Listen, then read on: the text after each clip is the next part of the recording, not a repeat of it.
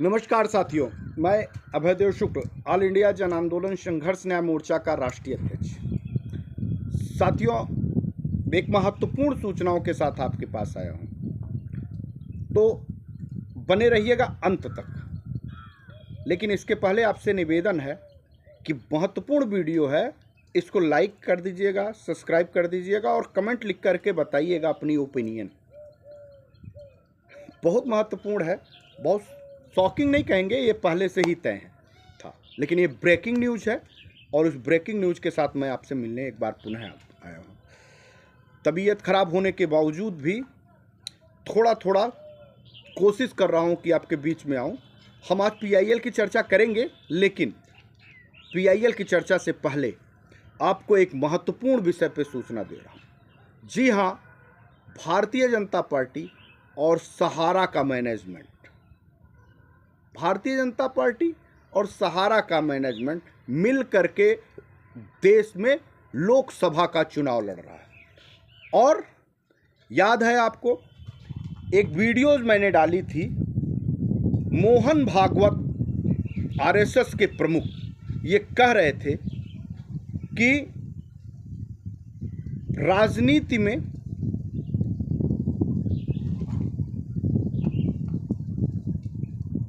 Best कोई नहीं, इस नाते अवेलेबल बेस्ट चुनिए, और गजब का अवेलेबल बेस्ट चुना है। दुनिया का सबसे बड़ा भ्रष्टाचारी सुब्रत राय, प्रबंधन तंत्र सहारा इंडिया समूह, जिसने 13 करोड़ निवेशकों सहित 4000 लोग जो आत्महत्या कर चुके हैं उनका गुनाहगार है और 2 लाख लोगों की जिंदगियों को तबाह कर दिया है। 3 लाख करोड़ से ज़्यादा की संपत्तियां अभी भी देश के निवेशकों को भुगतान के लिए दर दर की ठोकरें खानी पड़ रही हैं। अवेलेबल वेस्ट कहने वाले लोगों की टीम ने, यानी भारतीय जनता पार्टी ने, लोकसभा में प्रत्याशी घोषित किया है सहारा की टीम के एक बड़े अधिकारी की। जी हाँ, एक बड़े अधिकारी की उनसे इस्तीफा दिलवाया गया और इस्तीफा दिलवा करके उनको चुनाव में उतार दिया गया पूरी रणनीति के तहत। और उनका नाम है रमेश चंद्र अवस्थी। जी हाँ, रमेश चंद्र अवस्थी लोकसभा कानपुर से 43, लोकसभा कानपुर 43 से रमेश चंद्र अवस्थी सहारा मीडिया ग्रुप समेत यूपी उत्तराखंड के editor and chief Ramesh Chandra Awasthi को भारतीय जनता पार्टी ने लोकसभा का टिकट दे दिया है। यानी भ्रष्टाचार मुक्त भारत की परिकल्पना करते करते भ्रष्टाचारियों को संसद में भेजने के लिए पूरी तैयारी करती हुई भारतीय जनता पार्टी की पूरा कुनबा उत्तर प्रदेश से आते हैं। उत्तर प्रदेश के प्रदेश कार्य समिति में सदस्य हैं और भारतीय जनता पार्टी के, और कुछ ही महीने पहले सहारा के मीडिया हब से होते हुए एडिटर एंड चीफ रहे कभी रमेश चंद्र अवस्थी को लोकसभा का टिकट दे दिया गया। जी हां, आप सच सुन रहे हैं। भारतीय जनता पार्टी कभी भ्रष्टाचार मुक्त की बात करती थी, आज भ्रष्टाचार युक्त लोगों के साथ एक बड़ा गठजोड़ करती है। और आपको जान के आश्चर्य भी हो रहा होगा कि ये 5000 करोड़ रुपए आखिर कहां खर्च हो रहे होंगे, क्यों नहीं बट पाया। अब कुछ और गवाही देने को बचता नहीं। ऐसे में भारतीय जनता पार्टी 400 पार का नारा लगा रही है। 13 करोड़ इन्वेस्टर, 12 लाख कार्यकर्ता। इनके परिवार को जोड़ा जाए तो 65 करोड़ की आबादी। कानपुर में भी लाखों की तादाद में सहारा पीड़ित निवेशक। देश के लोगों में भ्रष्टाचार से युक्त भारत के राजनीतिक दलों को 543 ईमानदार व्यक्ति खोजने से नहीं मिल पा रहे। अवेलेबल वेस्ट खोजते खोजते मोहन भागवत को दुनिया का एक बड़ा स्कैम करने वाला सहारा प्रबंधन तंत्र के मीडिया हाउस के उत्तर प्रदेश और उत्तराखंड के एडिटर एंड चीफ मिले, जो करोड़ों की संपत्तियों के मालिक हैं और ना जाने कितने सहारा पीड़ितों के हत्याओं के गुनाहगार भी अप्रत्यक्ष प्रत्यक्ष रूप में हैं। अभी कुछ ही महीने पहले प्री प्लान्ड होकर के इन्होंने सहारा की मीडिया हाउस से अपने पदों से रिजाइन देकर के एक नई पारी खेलने की शुरुआत कर दी है और लिखा भी बड़ी खूबसूरती से है कि अब नए परिदृश्य के साथ जीने का आनंद लेने का मौका आ पड़ा है। अब नए जीवन के रास्ते की तरफ चल रहे हैं। अब आपको तय करना होगा कि भारतीय जनता पार्टी जो अवेलेबल बेस्ट खोजते खोजते सहारा के तमाम भ्रष्टाचारियों को ही टिकट देने की तैयारी बना दी हो, वो भला भारत के पीड़ित शोषित वर्ग वंचित वर्ग के लोगों को न्याय कैसे दे सकती है। तो अब तो क्यों नहीं नोटा की सरकार, वो ये कह रहे हैं कि अवेलेबल वेस्ट खोजिए, नोटा नहीं। इससे ये साबित हो रहा है कि ऑल इंडिया जन आंदोलन संघर्ष न्याय मोर्चा ने जो देश भर में अब की बार नोटा का सरकार का स्लोगन लेकर के ग्रुपों में वायरल किया है और उसकी चर्चा कर रही है, इसकी बात देश के बड़े जिम्मेदार लोगों तक पहुंच गई है और उनकी अपनी कुर्सी जाने का भय सताने लगा है। जनाब, आप ही को ये डर क्यों है? अगर नोटा दबेगा तो उसमें भाजपा के लोगों को भी प्रभावित करेगा, सपा के लोगों को भी प्रभावित करेगा, कांग्रेस के लोगों को भी प्रभावित करेगा, अन्य और राजनीतिक दलों को भी प्रभावित करेगा। इतनी जल्दबाजी और इतना डर करके बयान क्यों दे रहे हैं? सरकार किसी की बने किसी की बिगड़े, इससे ऑल इंडिया जन आंदोलन संघर्ष न्याय मोर्चा या देश के प्रबुद्ध जन लोगों से कोई मतलब नहीं है। एक बार अपनी संख्या की गणना तो करा लिया जाए। और लोग कह रहे हैं इससे क्या होगा, कुछ साथी जो ज़्यादा प्रबुद्ध हैं, जो भारतीय जनता पार्टी के ज़्यादा लंबरदार हैं और झंडे धो रहे हैं, वो ये कहते हैं कि नोटा नहीं, नोटा बेकार हो जाएगा और हमको नोटा देने से अच्छा अपना वोट ही ना दें। लेकिन जनाब, भारतीय जनता पार्टी के वोटों की गणना हो सकती है, कांग्रेस के वोटों की गणना हो सकती है, बसपा के वोटों की गणना हो सकती है, आम आदमी पार्टी के वोटों की गणना हो सकती है, जदयू के वोटों की गणना हो सकती है, अन्य राजनीतिक दलों की वोटों की गणना हो सकती है, उनको मालूम होगा ना। लेकिन देश में कितने लोग सरकारों और पार्टियों से असंतुष्ट हैं, कितनी संख्या उनकी है, ये नोटा ही बताएगा।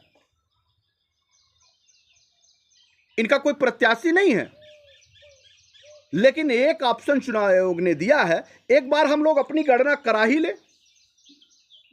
कुछ इस नाते कि आपके तमाम नीतियों के नाते प्रभावित हैं, इस नाते आपकी सरकार या राजनेताओं को नहीं चाहते, कुछ इस नाते जो 80% भ्रष्टाचारी, अपराधी, बलात्कारी संसद में जाकर के बैठ गए हैं, उन लोगों से हम संतुष्ट नहीं हैं, कुछ उस नाते जो अपराधों और भ्रष्टाचारों को बढ़ावा देते हुए जब सदन में जीत जाते हैं, जनता के हितों से उनका ध्यान नहीं रहता और भारत को विकसित राष्ट्र बनाने में उनकी महत्वपूर्ण कोई भूमिका नहीं होती, वो महज उद्योगपतियों, अपने कुनबे को, अपने संपत्ति को बढ़ाने में लग जाते हैं, उनका जनता के हितों से ध्यान नहीं होता।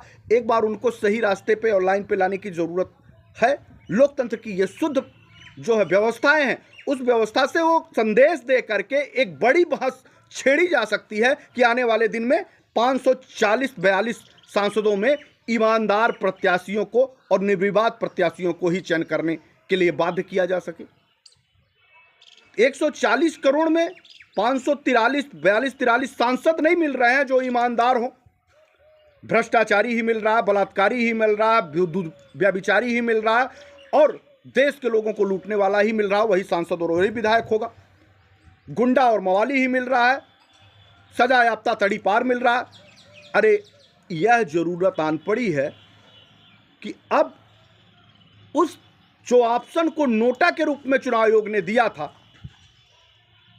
जिससे उनको खतरा नहीं महसूस हो रहा था क्योंकि इस पे लोग जागरूक नहीं हो रहे थे, अब जब जागरूक होकर मतदाताओं के बीच में बहस छिड़ गई है तो कौन बोल रहा है? आरएसएस प्रमुख मोहन भागवत। नोटा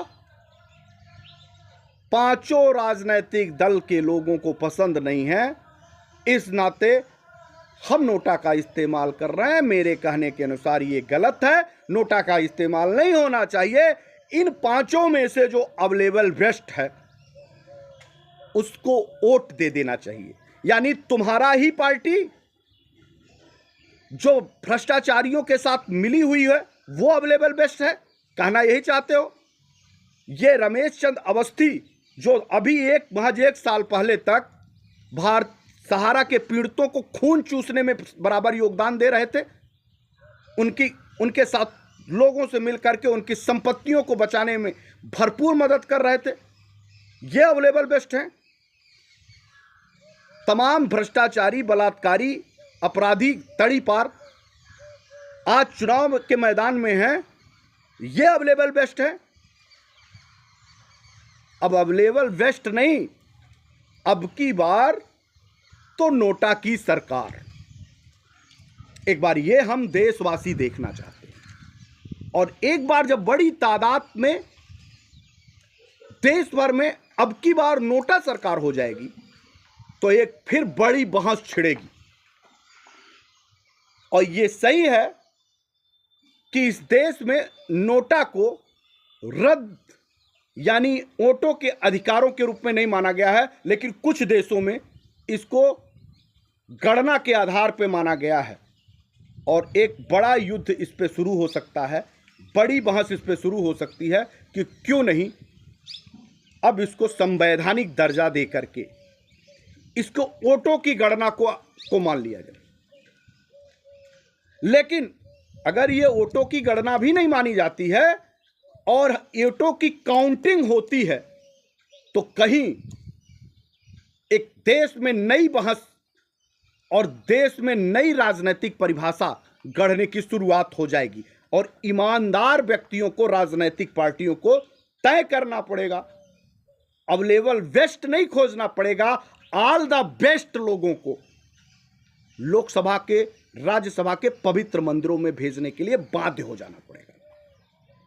तब ना पैसा चलेगा, ना गोली चलेगी, ना बैलेट लूटे जाएंगे और ना किसी तरह का भ्रष्टाचार होगा।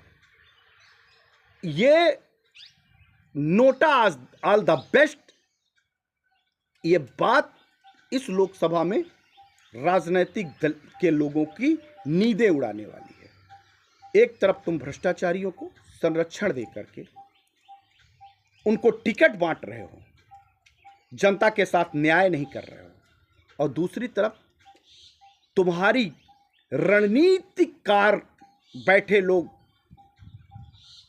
वो रणनीति बनाते हुए ये कहते हुए संदेश देना चाहते हैं कि नोटा दबाने वाले लोग अवेलेबल बेस्ट को चुन लीजिए। अवेलेबल बेस्ट है कौन मोहन भागवत जी? कौन है अवेलेबल बेस्ट? जिन लोगों के ऊपर 419-20 के गंभीर आपराधिक मुकदमे दर्ज हो, 302 जैसे गंभीर आपराधिक मुकदमे दर्ज हो, धारा 376 जैसे बलात्कार जैसे जघन्य अपराध हो, देशद्रोह जैसी व्यवस्थाओं में पनपे लोग भी सदनों में बैठ करके अपने आप को सांसद और विधायक कहते दिखाई देते हों, ये अवेलेबल बेस्ट है। अगर ये अवेलेबल बेस्ट है तो भारत के देश के लोगों को इस तरह के अवेलेबल बेस्ट की ज़रूरत नहीं है। All the best character. अब भारत के लोगों को ईमानदार और सभी तरीके से स्वच्छ और ईमानदार व्यक्ति को सदन में भेजने की ज़रूरत है। इस नाते नोटा का इस्तेमाल है। हमको कोई राजनीति से मतलब नहीं है। अब की बार ही देश में ऐसा होगा कि अपने दिन तक सामाजिक सेवा करने के बाद किसी भी राजनीतिक दल के मंचों पे खड़ा ना होने का संकल्प ऑल इंडिया जन आंदोलन के राष्ट्रीय अध्यक्ष अभय देव ने लिया है। नहीं खड़े होंगे, क्योंकि सभी लोग करप्ट हैं, और सभी लोग करप्ट हैं तो इन राजनीतिक दलों के मंचों पे खड़ा होकर के उनकी विजन और एजेंडे को बताना देश के 140 करोड़ लोगों के परिवार के साथ अन्याय करना है। और ये अन्याय आप अब अभय देव शुक्ल अपने जीवन में नहीं करेगा। इस नाते नोटा का इस्तेमाल होगा, और कानपुर में भी जहां उनके प्रत्याशी खड़ा किए गए हैं भारतीय जनता पार्टी के, जम के नोटा का इस्तेमाल करने के लिए हम सभी लोग देशवासी वहां सहारा पीड़ित एकत्रित होंगे और जम का नोटा का प्रचार करेंगे। क्योंकि आपने अवेलेबल वेस्ट नहीं चुना, देश के सबसे बड़े भ्रष्टाचारी जिसके ऊपर 4000 से ज़्यादा गंभीर मुकदमे और 4000 से ज़्यादा FIR और तमाम लोग के हत्यारों के प्रतिनिधि को आज आपने वहाँ पे उतारा है, जो भारतीय जनता पार्टी को कभी माफ नहीं किया जा सकता। धन्यवाद साथियों। इस वीडियो को लाइक करिएगा, शेयर करिएगा और इसको सभी ग्रुपों में भेजने का काम करिएगा, और यहाँ तक कि ये सरकारों के पास तक पहुँच जाए और सभी राजनीतिक दलों के पास तक पहुँचे, और एक एक जमाकर्ताओं और एक एक जनता के साथ पास पहुँचे, ताकि हम सभी लोगों को अवेलेबल बेस्ट की जगह ऑल द बेस्ट प्रत्याशियों का चयन करने में भूमिका में इस लड़ाई को साकार रूप दिया जा सके। तो अब की बात नोटा सरकार। धन्यवाद।